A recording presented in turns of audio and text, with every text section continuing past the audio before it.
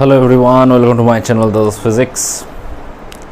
सो video डालने में थोड़ा लेट हो रहा है, इसके लिए सॉरी। पहले ही तुम लोगों का जो वेस्ट बंगाल जॉइंट का जो सीरीज़ है वो ज़रूर कंप्लीट होगा, विश्वास रखो। एंड आज हम स्टार्ट करने जा रहे हैं हमारा नेक्स्ट चैप्टर, वो है vector. Okay, so this is the first lecture of vector. At first you need to know that what is vector. हमें वेक्टर को जानना पड़ेगा पहले। ये वेक्टर है क्या? वेक्टर है ए quantity. Vector is a quantity which has direction and magnitude. This is the primary definition which is known to all of you. Okay, but there is a question. What is the question? If we consider a circuit, okay, if we consider a circuit, this is a circuit, okay, and in this circuit current is actually flow in this way. Okay, if this is the direction of the current flow, then actually current is a kind of quantity which has magnitude and direction both. Okay, so magnitude and direction both है current के, but current is not vector. But why? The question is the why, and the answer of this why actually gives us the complete actual definition of vector. And what is this? Vector is a kind of quantity which has magnitude, which has direction, and most important thing is that vector is a kind of quantity which follows vector algebra. And a very important law of vector algebra is triangle law. That means अगर कोई quantity का magnitude है, उसका direction है, and it follows vector algebra, then it is a vector quantity. But current is not a vector quantity because it does not follow triangle law. Okay, now the question is that what is triangle law? ये triangle law क्या है? Triangle law जानने के लिए मैं एक vector का ही example लूँगा. Okay, you know about displacement. You know about displacement. Let us consider if someone starts from this point, okay, and he moves towards east about 3 meter, okay, and reach to point A, then moves towards north about 4 meter, okay, and reach to point P, okay, then this P point is the final point, and O point is, this is O point. So O point is the initial position, P point is the final position. Okay, that means the actual displacement of this man is given by this OP. Okay, is given by this OP because you know the definition of displacement. What is the definition of displacement? Definition of displacement is the minimum distance between final and initial position, and here O is the initial position, P is the final position. That means OP is the minimum distance. Okay, now OA is a vector. Why it's a vector?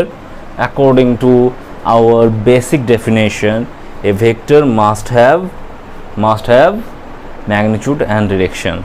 So OA has magnitude 3 meter and a direction along O to A. Okay, that means it is a vector. AP, it's another vector. AP about 4 meter. AP is another vector, okay, which has magnitude 4 meter and direction A to P. Okay, or you can say along north.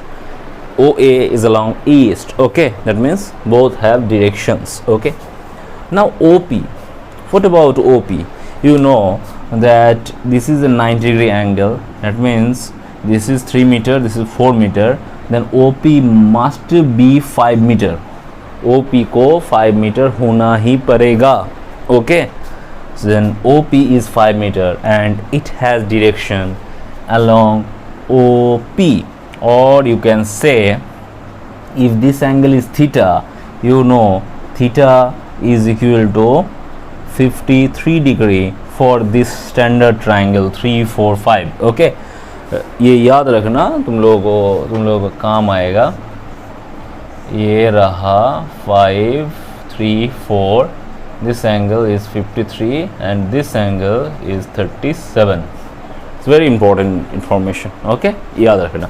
So this is 53, that means OP is a displacement of 5 meter with angle 53 with east. Okay, that means OP is a vector. Now observe this thing.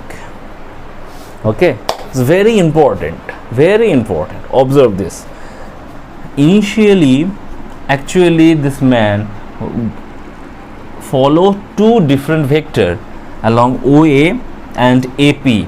Okay, at first he moves towards east with 3 meter distance. Okay, which gives us a vector which is called displacement 3 meter along east. Okay, and second is man moves towards point P along north about 4 meter. Okay, which gives us another displacement about 4 meter. And from these two vector, from these two displacement vector, we get a final resultant. Mark my word, resultant. Okay, we get a final vector that is 5 meter. Okay, get a final vector is 5 meter. मतलब समझो, इसका मतलब क्या है? 3 meter and 4 meter along east and north, two vectors. In combination of these two vector, we get a new vector that is 5 meter with angle 53 degree with east. Okay, अब यहाँ अगर तुम ठीक से देखो, यहाँ पे एक ट्रायंगल फॉर्म हुआ है, उसका दोनों साइड दो वेक्टर को रिप्रेजेंट कर रहा है. पहला साइड है OA which represent a vector 3 meter along east. Second side है AP which represent another vector about 4 meter along north, and these two gives the result OP. Okay, अब ये जो resultant vector क्या है? Resultant vector is actually combination of two or more vectors. Okay, दोनों और दो और उससे ज़्यादा वेक्टर को मिला के हमें एक नया वेक्टर मिलेगा. तो उस नया वेक्टर को हम रिजल्टेंट वेक्टर बोलेंगे. कैसे? देखो, ये रहा एक मास है, इसको अगर इस तरह फोर्स दिया जाए तो ये इस तरह मूव करेगा, इस तरह भी फोर्स दिया. मान लो इस तरह मैंने 10 न्यूटन फोर्स दिया और इस तरह मैंने 5 न्यूटन फोर्स दिया, मतलब ये इस तरफ जाएगा. ओके, दैट मीन्स एंड कितना फोर्स से जाएगा? इस तरफ 10 न्यूटन और इस तरफ 5 न्यूटन, मतलब 5 न्यूटन फोर्स इस तरफ आएगा. तो ये जो रिजल्टेंट 5 न्यूटन मिला ना, ये जो फाइनल रिजल्ट 5 न्यूटन मिला, यही है resultant of this two force, 10 newton and 5 newton का. अब इन द सेम वे ये जो 5 मीटर है resultant of this two vector 3 metre and 4 metre का. अब इससे हम कंक्लूड क्या कर सकते हैं? देखो, from this figure we can conclude that if a triangle, if two sides of triangle represent two different vector, okay, and the sides are in same order, O to A and then A to P in same order, then third side in opposite order same order होता तो PO होता, opposite order में है तो O to P. okay, OP represent the resultant vector. okay, तो यही है triangle law. Okay, यही है ट्रायंगल लॉ. ये जो ट्रायंगल लॉ है, इसी को ये जो करंट है ये नहीं मानता. ओके, आई थिंक तुम लोगों को ट्रायंगल लॉ क्लियर हुआ है. ये है स्पेशल काइंड ले लिया मैंने, दोनों वेक्टर का बीच में जो एंगल है उसको मैंने 90 डिग्री कर लिया. ओके, अब क्वेश्चन यही है कि मुझे बताओ, अगर दोनों वेक्टर का बीच में जो एंगल है वो 90 डिग्री ना हो तो कैसे निकाले। ट्रायंगल लॉ तो तुम लोगों को बता दिया मैंने कि ट्रायंगल लॉ है, अगर मैंने एक ट्रायंगल कंसिडर किया and two sides of the triangle in same order represent two different vector, then third side in opposite order represent the resultant of the vector. Now the question is if the angle between two vector is theta, then how can I find the resultant of the vector? Okay, देखो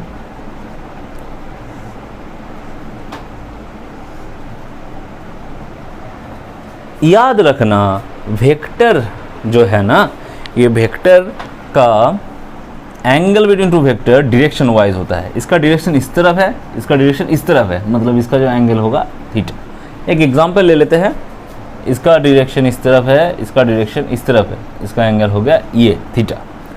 इसका vector direction इस तरफ है, इसका direction हमें इस तरफ मिला, तो ये रहा angle theta.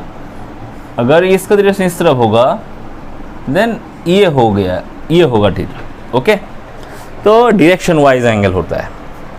Okay, leave it. तो ये रहा दो वेक्टर, इसको हम a मान के चलते हैं, ये b मान के चलते हैं, a वेक्टर, ये रहा b वेक्टर, इसका बीच का जो एंगल है वो है थीटा। एंड इसका जो रिजल्टेंट वेक्टर होगा, रिजल्टेंट वेक्टर कैसा होगा, इन ऑपोजिट ऑर्डर। ये तो a to b है, ये रहा c, a to b, b to c, मतलब ऑपोजिट ऑर्डर में क्या होगा, a to c होगा, c to a तो सेम ऑर्डर हो जाएगा, a b c a, ये सेम ऑर्डर हो गया। ऑपोजिट ऑर्डर क्या होगा, a to b, C to A ना हो के A to C होगा। ये रहा हमारा रिजल्टेंट वेक्टर। अब हमें इसको कैलकुलेट करना है। ये रहा हमारा रिजल्टेंट वेक्टर, हम इसको कैलकुलेट करेंगे। क्या करेंगे उसके लिए, draw a normal on the side. Okay, ये रहा पॉइंट D। अब इस D पॉइंट मैंने एक नॉर्मल ड्रॉ कर लिया। नॉर्मल ड्रॉ करने से क्या आ जाएगा, A C square is equal to, मैं लिख सकता हूँ C D square plus A D square. Why, because this represent a right angle triangle, and from right angle triangle you know about Pythagoras theorem, and Pythagoras theorem gives us this formula, A C square is equal to C D square plus A D square. Okay, now A C square is equal to, मैं ये लिख सकता हूँ, ये लिख सकता हूँ, इस सी डी जो है ना, यहाँ पे थीटा है, मतलब ये भी एक राइट एंगल ट्राइंगल है, ट्राइंगल बी डी सी, ये भी राइट एंगल ट्राइंगल है। यहाँ पे सी डी का वैल्यू क्या होगा, सी डी एक नॉर्मल है एंड ये है थीटा। हमें पता क्या है, किसका वैल्यू पता है, पता है इसका। ओके, सी बी का मतलब बी सी का पता है, और C D is equal to, मैं तो ये आराम से लिख सकता हूँ B C sine theta. Okay, because B C D by B C, normal by hypotenuse, is equal to sine theta होता है। मतलब सी डी का जगह मैंने बी सी साइन थीटा, और you can write B sine theta, और similarly B D का जगह में मैं बी कॉस थीटा लिख सकता हूँ। अगर मैंने ये लिख डाला तो ये जो सी डी का स्क्वायर है, सी डी स्क्वायर क्या बन जाएगा, B square sine square theta बन जाएगा। ओके, सी डी का मतलब बी साइन थीटा हो गया, तो B square sine square theta. अब ए डी में क्या है, ए डी में ए है, A B plus B D है, और ए बी को ए लिख सकते हैं और बी डी को क्या लिख सकते हैं, बी कॉस थीटा लिख सकते हैं।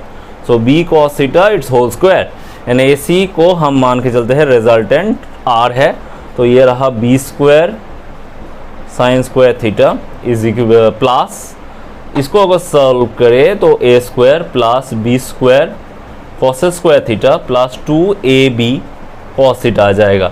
इन दोनों से हमें क्या मिलता है, ओनली बी स्क्वायर मिल जाएगा, यहाँ पे आर स्क्वायर है।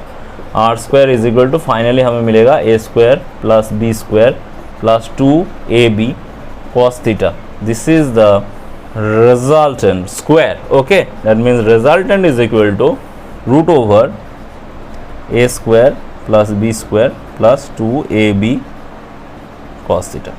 Very important formula. Okay, resultant का जो formula हो गया r is equal to root over a square plus b square plus 2ab cos theta. Okay, now हमें इसको थोड़ा explain करना चाहिए। यहाँ से हमें मैग्नीट्यूड मिला, मैग्नीट्यूड का मतलब क्या है? लेंथ। मतलब यहाँ से हमें एक आइडिया भी मिल गया कि लेंथ ऑफ वेक्टर ये असल में मैग्नीट्यूड है। Okay, length of the vector is actually magnitude of the vector. और एक चीज़ बोल देता हूँ यहाँ पे ये जो है इसका डायरेक्शन इस तरफ है, तो ये हो गया हेड और ये है टेल। अगर ये है एक वेक्टर देन ये होता है हेड, ये होता है tail of the vector. Okay, and this is represented as R vector. Vector always word letter को लिख लो और उसके सर में एक एरो दे दो, ऐसे ही रिप्रेजेंट किया जाता है। तुम लोगों को मालूम है सब। अब मानते हैं ये रहा एंगल फाई, ये फाई एंगल कर रहा है ए के साथ। अब हमारा टारगेट है इस फाई एंगल को निकाले। कैसे निकाले? सिंपल जियोमेट्रिकल आइडिया यूज करो। इसको नोट कर लो वीडियो को पॉज करके।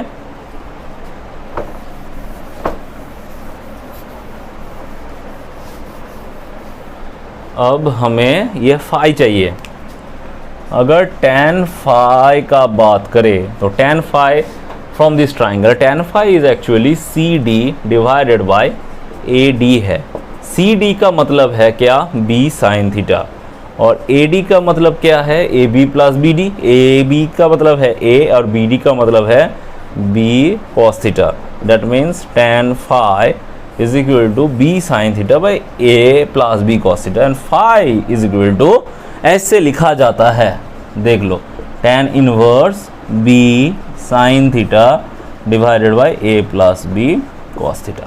ऐसे लिखा जाता है, ऐसे लिखा जाता है। Okay, so this is the direction and magnitude is already given, that is R is equal to root over A square plus B square plus 2AB cos theta. अब हम कुछ केस लेंगे, उस केस से हम इस रिजल्ट को compare करेंगे। Okay,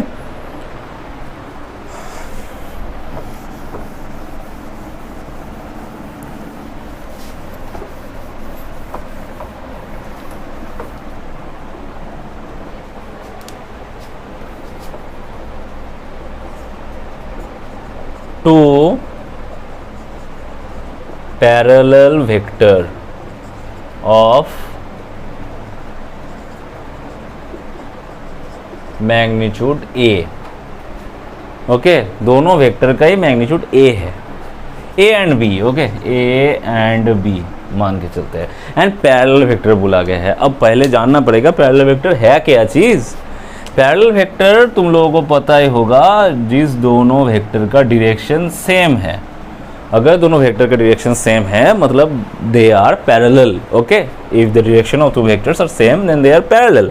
okay, and for two parallel vectors angle is equal to 0 degree, because I have already said that the direction the angle between two vectors is actually given by the direction of the two vectors. Okay, दोनों vector का जो direction है वो same है, मतलब दोनों का angle हो गया 0।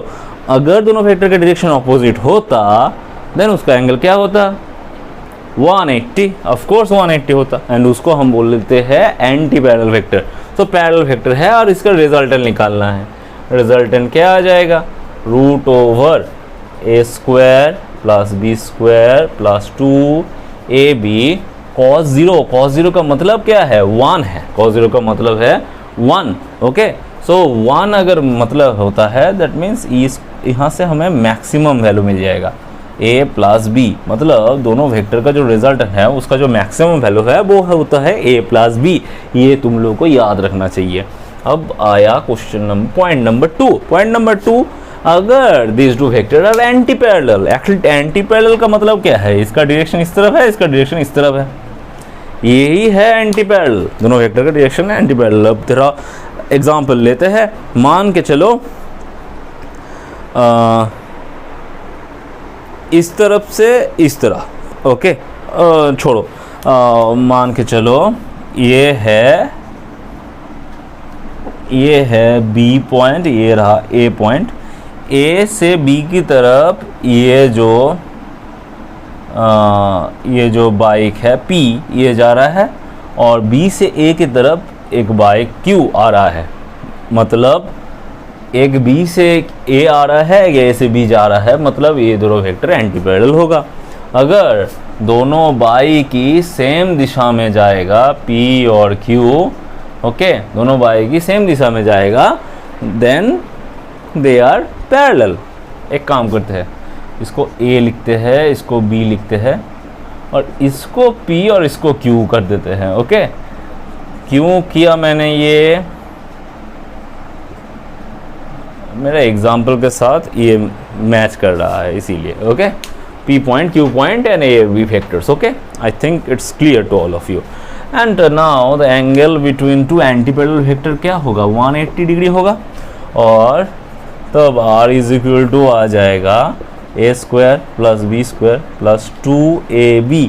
cos 180 का वैल्यू होता है -1, याद रखना, cos 180 का वैल्यू है -1। सो यहाँ से आ गया R मिनिमम का वैल्यू, वो है A minus B. R minimum हो गया A minus B. Now the third case, if two vectors are orthogonal vector, okay. Orthogonal vector होने से क्या होता है, अब ऑर्थोगोनल वेक्टर क्या है वो पहले जानना चाहिए। ये दोनों पेन, अगर ये रहा वेक्टर का हेड और ये रहा टेल, मतलब इसका डायरेक्शन इस तरफ है और इसका डायरेक्शन इस तरफ है, इस दोनों का बीच में एंगल क्या है, 90 डिग्री। मतलब दोनों वेक्टर का एंगल, दो वेक्टर का अंदर का जो एंगल है वो 90 डिग्री है। अगर दोनों वेक्टर के बीच में 90 डिग्री एंगल होगा, then they are orthogonal vectors. याद रखना, ऑर्थोगोनल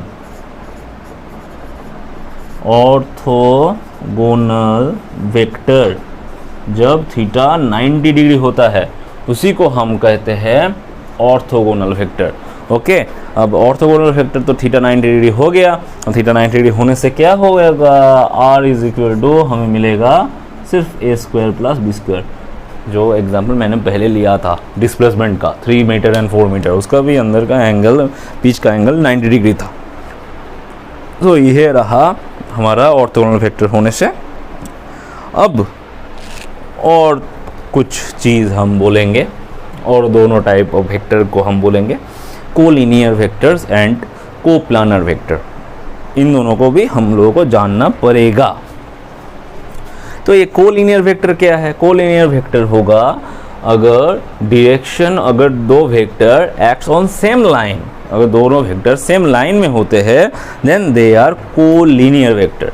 अगर दोनों वेक्टर सेम लाइन में, दोनों वेक्टर सेम प्लेन में होते हैं, then they are coplanar vector. अब यहाँ पे देखो यहाँ पे ए बी जो वेक्टर यहाँ पे मैंने ड्रॉ किया, ये जो वेक्टर मैंने ड्रॉ किया, इस सारे वेक्टर को मैंने इस बोर्ड पे ड्रॉ किया। अगर मान के चले ये बोर्ड है एक प्लेन, बोर्ड तो प्लेन है ही, तो इस प्लेन के ऊपर जो भी वेक्टर मैंने ड्रॉ किया, जिस डायरेक्शन में मैंने ड्रॉ करूँ, वो सारे प्लेन एक कोप्लानर वेक्टर होगा, ओके। अगर मैंने वेक्टर ड्रॉ किया इस बोर्ड में, कोई भी वेक्टर मैंने ड्रॉ करूँ, वो सारे कोप्लानर वेक्टर होगा, okay. So vectors are in same plane are called coplanar vector. अब कोलिनियर वेक्टर क्या है, कोलिनियर वेक्टर वो वेक्टर्स है जो सेम लाइन में होता है। मान के चलो ये रहा एक वेक्टर और ये रहा एक वेक्टर, ये रहा एक वेक्टर, ये ऑपोजिट डायरेक्शन में है।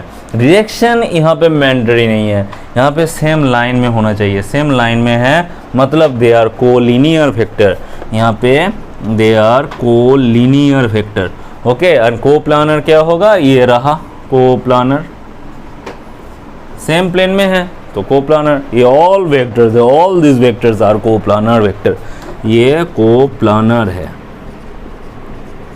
ये कोप्लानर है, coplanar, all this vectors are coplanar vectors, okay.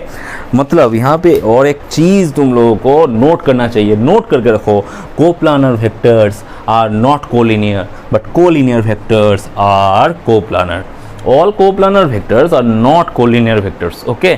Coplanar अगर दो वेक्टर है, ये ज़रूरी नहीं है वो कोलिनियर भी हो, लेकिन कोलिनियर होने के लिए उन लोगों को कोप्लानर होना ही पड़ेगा। ये बहुत ही इंपॉर्टेंट एक स्टेटमेंट है, write down on your notebook, okay. Now come to a new type of vector. अब हम जानेंगे एक नया टाइप ऑफ वेक्टर को, और उसको हम कहते हैं क्या, बड़े प्यार से नाम दिया है position vector.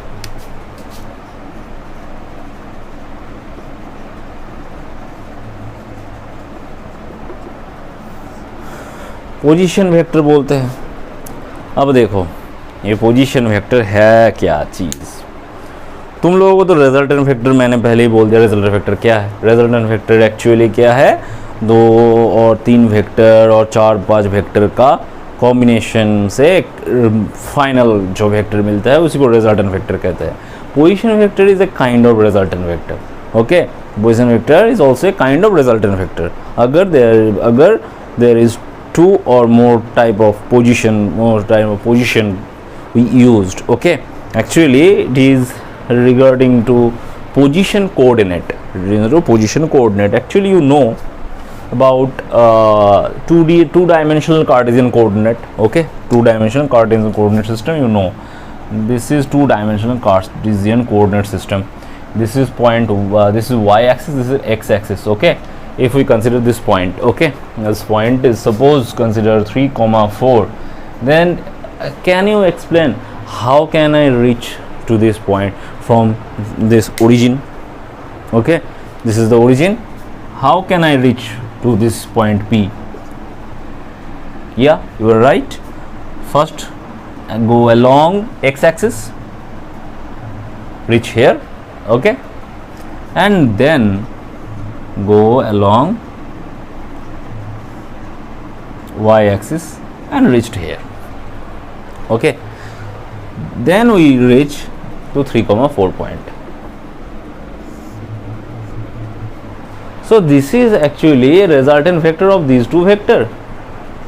Okay, I think clear that position vector is a kind of resultant vector of two vectors, 2 or 3 vectors. Okay, अगर मैंने 3 डायमेंशनल ले लिया, 3 डायमेंशनल लेने से क्या होगा, ये रहा हमारा 3 डायमेंशनल। पहले हम इस तरफ गए, इस तरफ गए और आखिर में ऊपर उठ गए, तो यहाँ पे P पॉइंट पे पहुँच गए। और इसका जो डिस्प्लेसमेंट होगा, डिस्प्लेसमेंट क्या होगा, इनिशियल टू फाइनल। ये रहा हमारा इनिशियल पोजीशन, ये रहा फाइनल पोजीशन। यहाँ पे इसको हम x लेते हैं, हम a लेते हैं, a b और यहाँ पे p। ओके, ये x एक्सिस है, ये y एक्सिस है, ये z एक्सिस है। इसको हम अगर x y z पॉइंट बोले तो ये रहा x, ये रहा y और ये रहा z, होगा ना। x एक्सिस में x कोऑर्डिनेट गया, y एक्सिस में y कोऑर्डिनेट गया एंड ऊपर z उठ गया, तो वहाँ से हमें मिल जाएगा X Y Z. Okay, now to know this position vector very well we need to know another type of vector, that is unit vector. अब ये यूनिट वेक्टर क्या है? पोजीशन वेक्टर को तुम लोगों को, आई थिंक तुम लोगों को समझ में आ गया पोजीशन वेक्टर एक्चुअली है क्या चीज़। तो उससे पहले हमें थोड़ा सा समझना पड़ेगा यूनिट वेक्टर क्या है। यूनिट वेक्टर नाम से ही पता चल रहा है यूनिट वेक्टर एक्चुअली है क्या। Unit vector is a vector which has magnitude 1, जिसका मैग्नीट्यूड 1 है उसी को हम यूनिट वेक्टर बोलते हैं। ओके, सो यूनिट वेक्टर का जो मैग्नीट्यूड है वो है 1। मान के चलो कि यहाँ पे पोजीशन वेक्टर है, यहाँ पे हम यूनिट वेक्टर डिस्कस कर लेते हैं थोड़ा। सो मान के चलो A is a vector with magnitude capital A। Okay, ये मैग्नीट्यूड है, magnitude capital A। Okay, along OP suppose. Now if we divide this with capital A, then capital A vector divided by A is a vector. It's also a vector. When vector divided by a scalar, then we get a vector. Okay, it's a vector with magnitude 1 along OP. Okay, मतलब यहाँ से क्या आ गया, यहाँ से आ गया एक नया वेक्टर हमें मिल गया जिसका मैग्नीट्यूड है 1 और जिसका डायरेक्शन जो इनिशियल में जो वेक्टर था वही हो गया उसका डायरेक्शन। मतलब देखो यहाँ पे यूनिट वेक्टर एक्चुअली एक kind of vector which has magnitude 1 along the direction of the corresponding vector. मतलब इस यूनिट वेक्टर को रिप्रेजेंट करेंगे हम ए कैप से। A cap is equal to क्या है, vector divided by its magnitude. Vector को उसका मैग्नीट्यूड से अगर डिवाइड कर दे then we get the unit vector. और मैग्नीट्यूड ऑफ वेक्टर को हम ऐसे लिख सकते हैं और यहाँ पे मॉड देकर भी लिख सकते हैं। याद रखना मैग्नीट्यूड ऑफ वेक्टर को ऐसे भी हम लिखेंगे मॉड देके। और यहाँ से क्या आ गया, यहाँ से आ गया A vector is equal to magnitude of the vector into unit vector. ये बड़ा काम का चीज़ है। तो magnitude of the vector, A vector is equal to magnitude of the vector into a unit vector. अब तुम्हें याद रखना पड़ेगा एक्स एक्सिस में, पॉजिटिव एक्स एक्सिस में यूनिट वेक्टर होता है I cap, positive Y axis में यूनिट वेक्टर होता है J cap and positive Z axis में यूनिट वेक्टर होता है के कैप। नेगेटिव में माइनस आई माइनस जेड माइनस के होगा। अब इसको याद रखो, इसको याद रखो। अब इसका एप्लीकेशन अगर यहाँ पे करे, यहाँ से शुरू करते हैं। ओके, तुम लोगों को ठीक से समझ में आएगा। ये है 3 मीटर, इसको अगर मैंने टी पॉइंट बोला so O T vector is equal to actually magnitude 3 into unit vector. Unit vector क्या है, along X axis unit vector है I cap, along X axis positive X axis I cap है unit vector. मतलब इस O T को हम ऐसे लिख सकते हैं मैग्नीट्यूड इंटू यूनिट वेक्टर। यही मैंने बोला magnitude into unit vector, magnitude into unit vector. अब टी पी वेक्टर क्या है, टी पी का वैल्यू है 4, इसका डायरेक्शन है अलोंग वाई यूनिट वेक्टर है जे, मतलब जे कैप हो गया। ओके, 4 जे कैप। अब ये जो ओ पी वेक्टर हमें मिला है ना, ये ओ पी वेक्टर तो combination of this two vector है, O T plus T P, इन दोनों को मिला के हमें ये मिला है।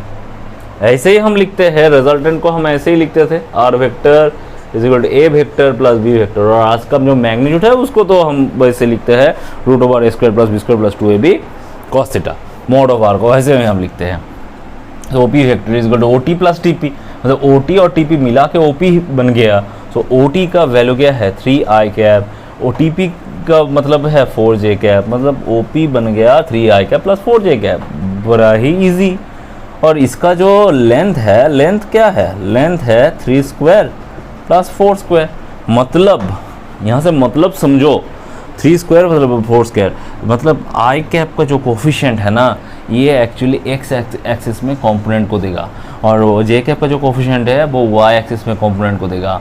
ओके, दोनों का स्क्वायर करके ऐड कर दो तो हमें रिजल्टेंट मिल जाएगा। मतलब एक वेक्टर को हम आई कैप, जे कैप और के कैप में लिख सकते हैं और कोफिशिएंट ऑफ आई जे के, इसका जो कोफिशिएंट मिलेगा उस कोफिशिएंट को स्क्वायर करके ऐड कर दो और उसका रूट कर दो, हमें मिल जाएगा क्या, मैग्नीट्यूड ऑफ द वेक्टर। एक प्रूफ तो मैंने ऑलरेडी दिया है और एक प्रूफ दे देते हैं। अगर मैंने इस ओ पी वेक्टर को लिखा, यहाँ पे ओ पी वेक्टर क्या है, ओ पी वेक्टर एक्चुअली ओ ए है, उसके बाद ए बी है, उसके बाद बी पी है। तो ओ ए एक्स है, एक्स आई कैप बन गया, ए बी वाई है, वाई जे कैप बन गया, बी पी जेड है, जेड के कैप बन गया। मतलब O P vector is equal to X I cap Y J cap plus Z K cap. ये मैंने लिख सकता हूँ, मैं लिख सकता हूँ। ओके, अगर इस ओ पी का मैग्नीट्यूड निकाले, मैग्नीट्यूड का मतलब क्या है, लेंथ ऑफ द वेक्टर, और ये तो ओरिजिन है, ओरिजिन से डिस्टेंस निकालना पड़ेगा। डिस्टेंस का तो फॉर्मूला तुम लोगों को पता ही होगा, root over x1 minus x2 उसका whole square plus y1 minus y2 उसका होल स्क्वायर। ओके, यहाँ पे z भी है, मतलब तुम लोगों को z कंपोनेंट भी लेना पड़ेगा। तो x1 माइनस x2 उसका whole square plus y2 minus y1 उसका whole square plus z2 minus z1 उसका होल स्क्वायर।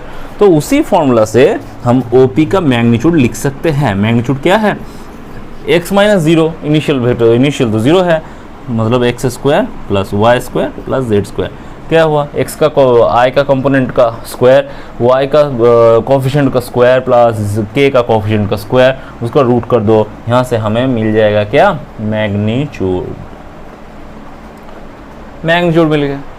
अगर अब किसी ने पूछा कि यूनिट वेक्टर अलोंग OP कैसे मिलेगा, वो तो बहुत इजी है, बताओ, खुद बताओ। A cap is equal to vector divided by magnitude. Similarly OP cap is equal to OP vector divided by OP का मैग्नीट्यूड। ओके, एक एग्जांपल ले लेते हैं।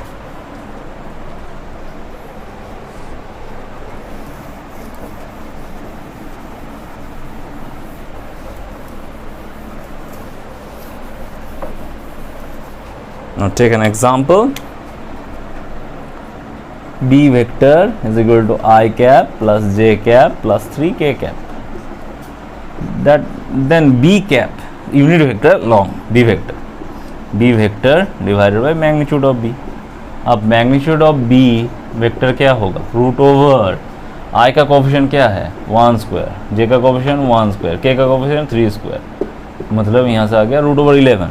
मतलब B cap is equal to I cap plus J cap plus 3k cap divided by root over 11, मतलब 1 by root 11 I cap plus 1 by root 11 J cap 1 by root 11 K cap.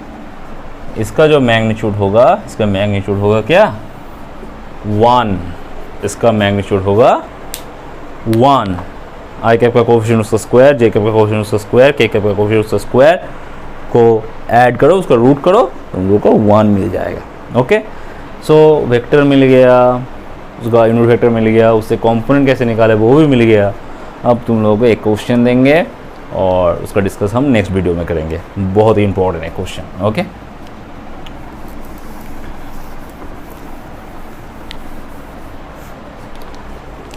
सो ये रहा तुम लोगों का question number 1.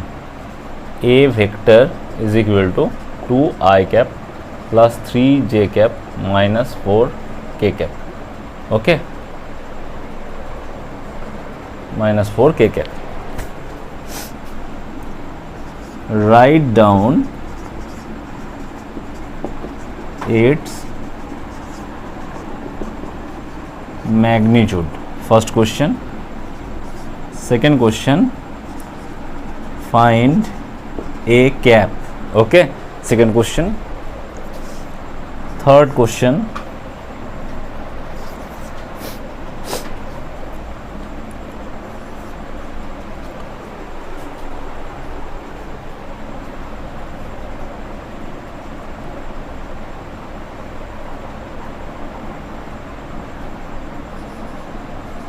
find C vector is equal to minus A vector. Find C vector. Find C vector if C vector is equal to minus of A vector. Okay, so C vector को निकालना पड़ेगा, इसका C vector को निकालना पड़ेगा if C vector is equal to minus of A vector. Simple है, इस A vector को माइनस से गुना कर दो मिल जाएगा. ओके, प्रोडक्ट कर दो माइनस से मिल जाएगा. बहुत इजी क्वेश्चन. अब यहाँ से क्वेश्चन नंबर 2 देते हैं. क्वेश्चन नंबर 2 है, which of the following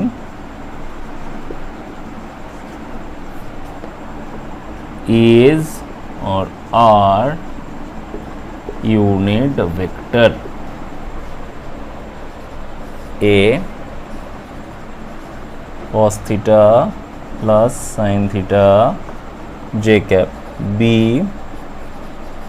tan theta I cap plus sec theta j cap,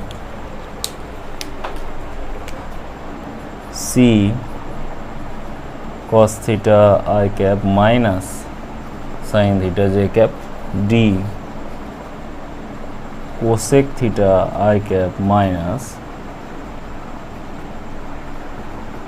cot theta j cap. Okay, which of the following are unit vector? ये दोनों question तुम लोगों को करना पड़ेगा. ये होमवर्क है, इसको करोगे तो हम नेक्स्ट डे जो वीडियो करेंगे उसमें हम इसको पहले डिस्कस करेंगे एंड उसके बाद हम फर्दर स्टडी करेंगे. Okay, thank you for watching.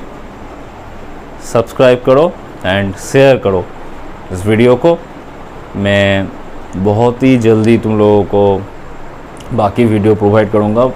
Okay, उसके लिए तुम लोगों को थोड़ा वेट करना पड़ेगा. Okay, wait almost about 15 May. उसके बाद मेरा वीडियो ठीक ठाक आने लगेगा.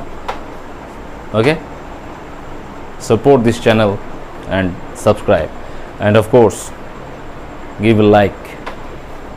If you understand all things then give like. Okay, like करो एंड कमेंट करके बताना इसका आंसर. Okay, thank you.